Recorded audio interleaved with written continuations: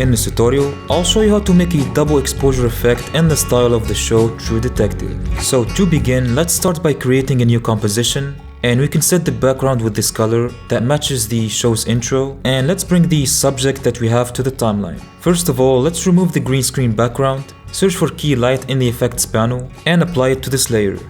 In the effect controls, click on this eyedropper, and then click anywhere that's green. Perfect. That's step 1. Step 2, bring in the footage that you have and place it on top of the character. Hit toggle switches / modes and set the track matte of the footage layer to the character layer, and that's how we get the footage to appear only inside the shape of the character. The great thing is that we can move the footage around however we like using the selection tool. You can also resize it to find the composition that looks best. Once you're happy with the placement, duplicate the character layer by hitting Ctrl D on it and place the new one at the bottom. We can rename it Character 2 for reference.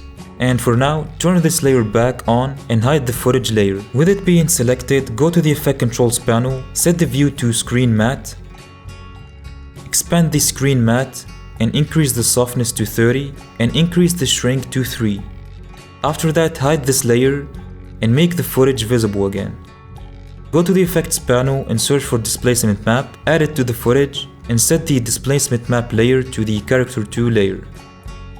Increase the horizontal displacement a little bit and maybe mess around with the vertical one too. This trick basically adds a slight warp that could create more depth. And what we're gonna do next is duplicate the character layer again and put it on top of everything. Right click it, pre-compose, move all attributes and then hit OK.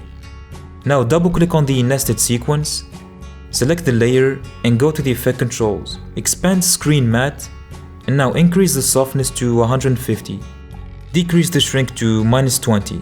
Go back to the main comp, duplicate the character layer one more time and put it right above the footage. Bring up the visibility of this layer and set its track matte to character 3.